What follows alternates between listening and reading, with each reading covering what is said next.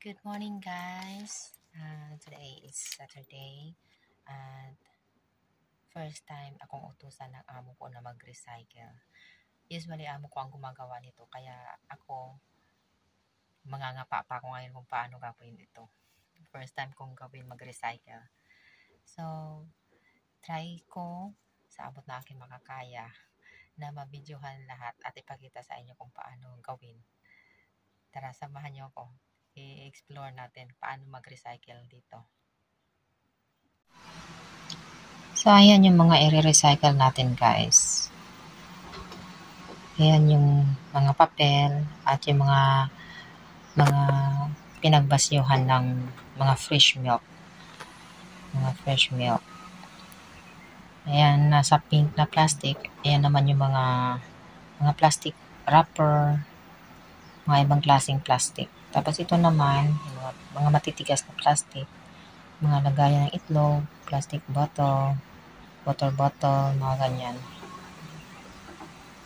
So, iba-iba siya. Hindi siya magkakasama-sama kasi may na kasi ngayon, may multa na dito sa Hong Kong kapag halo-halo ang basura. Kaya kailangan hiwa-hiwalay talaga. At yung mga hindi nabubulok, kailangan i-recycle. Pero usually kasi amo ko ang gumagawa niyan. Kaya ngayon lang naman niya ako inutusan na gumawa niyan. So, susubukan natin. Puntahan natin doon. Malapit lang naman, lalakarin lang. So, ayan. Let's go.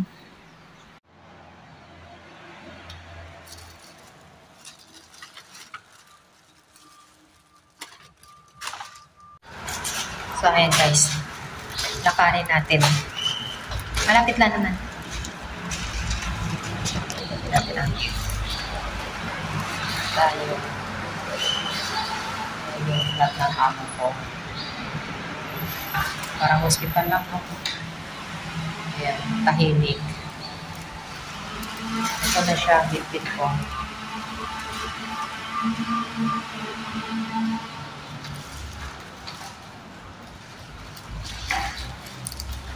Patay. Yes.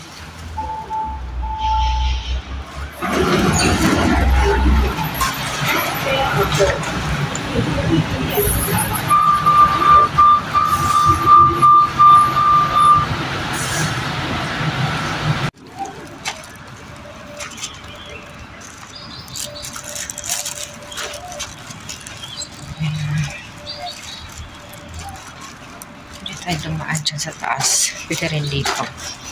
Dito na tayo dumaan sa baba.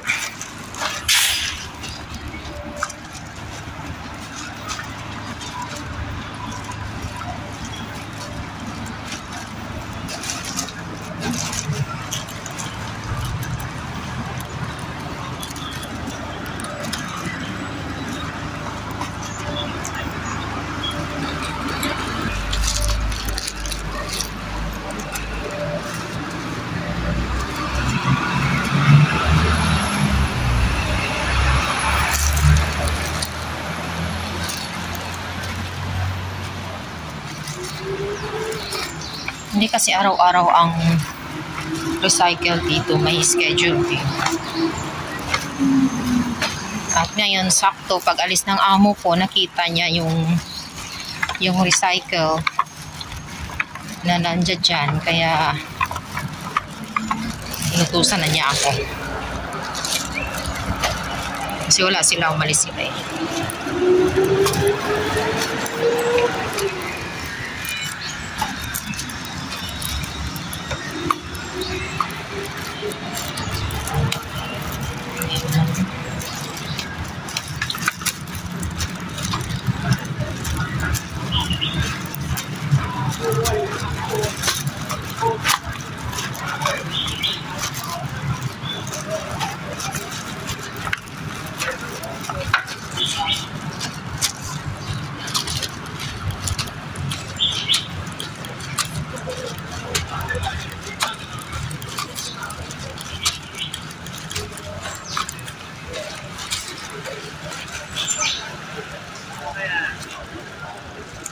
At ayan, nandyan yung magre-recycle.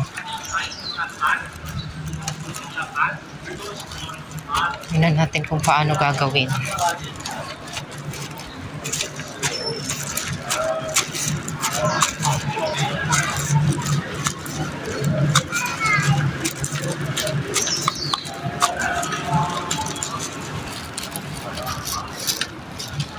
Ayan.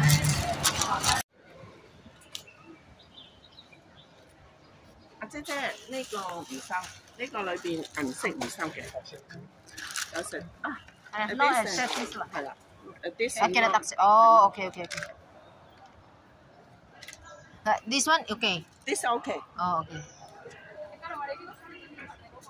Okay, now 44. Okay, you may set that. Now, this paper here. 你而家即買啦。Oh, this meal. Now, paper. This one put here. Oh, okay. And also paper, is it? Yes, all here. Oh. And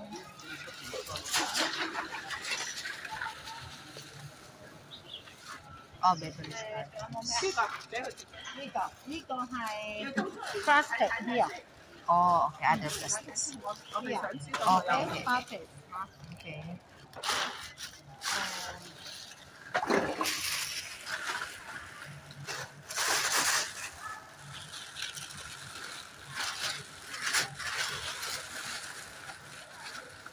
Okay 啊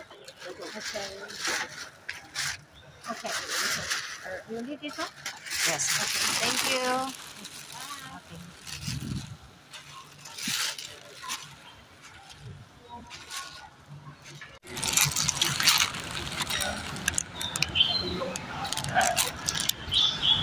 So, ayan, tapos na tayo mag-recycle, guys. Ganun lang pala kadali. Titimbangin, tapos, maano din yung amo ko eh. Tawag niyan, wais din yung amo ko eh. Tapos niya, alipay niya. Sa alipay niya yata yung yung magdadagdag. May bayad kasi yung recycle. Pero cents lang naman. Nasa $2.40 lang naman yun. Ang nadagdag. Okay na rin. Ayun, hiniwa-hiwalay lang yung mga plastic bottle, yung mga other plastics, yung mga paper, tapos yung mga beverage cartons. Ayan. Kailangan hiwa-hiwalay siya. May iba-ibang lagayan. At kailangan malinis din. Kaya yung mga plastic ko, mga basura kong plastic, inuhugasan ko muna pinapatuyo bago ko ipunin para sa recycle. Kasi ganun kadisiplinado dito sa Hong Kong. Kailangan kahit pagtapon ng basura, may pa rin, may procedure pa rin. Ganun. So, ayan guys, nakabalik na tayo galing dun sa pag-recycle natin. At, ayan, next week na naman ulit, magre-recycle na naman. Maganda maganda yung mag-recycle. Sana nga lang, maging sa Pilipinas gawin na rin sana sa bansa natin ang maghiwa-hiwalay ng mga basura. Yun bang disiplina na lang sa sarili sana para naman sa ating lahat yun, di ba? Para iwas na rin sa iwas sa pollution, iwas sa baha. Ayan, kasi karamihan kasi sa atin, mga walang mga matitigas ang ulo. Walang disiplina sa sarili kung saan-saan na lang nagtatapon ng basura.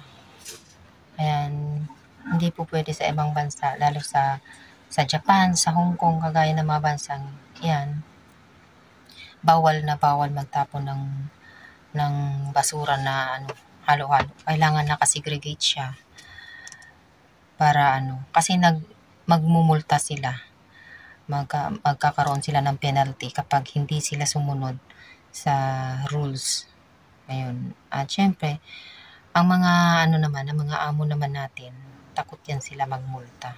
Takot yan sila magka-penalty. Kaya sumusunod talaga sila sa mga patakaran. Kahit na anong rules dito, sumusunod talaga sila. Tayo lang kasi ang matitigas ang ulo eh. Sana nga matuto na rin tayong mag-recycle para na rin sa next generation, sa mga susunod pa na generation, yung mga anak, mga apo natin, para maging healthy naman ang kalikasan natin. Kasi sa dami na ng basura, di ba? Dami na ng basura sa mundo. Kaya kahit sa konting paraan, nakakatulong tayo mag-recycle. Huwag lang basta itapon.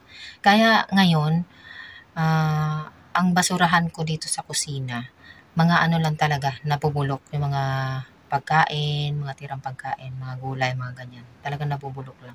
Inihiwalay ko na talaga yung mga plastic, yung mga papel, yung mga hindi na Pero bago ko ipunin yun, syempre, kailangan hugasan muna. Kasi nakakaano naman mag-recycle lang na marumi pa, di ba?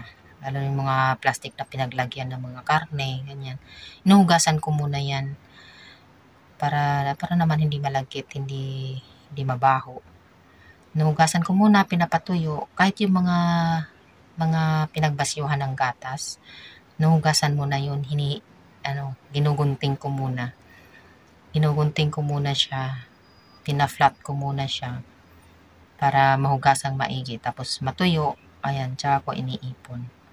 Para malinis naman siya.